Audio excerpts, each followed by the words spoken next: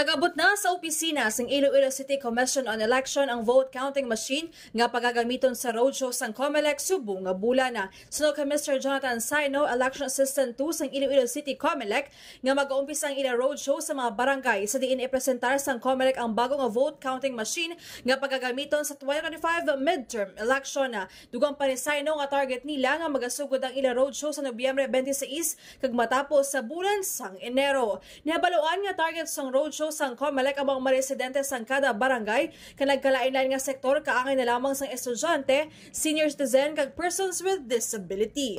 Report nagikan siyudad sa Iloilo. Elisa K5, Jenny Kaulinan para sa kampiyon na balita sa Serbisyo Publiko kag Kalingawan sa Iloilo, K5 News FM.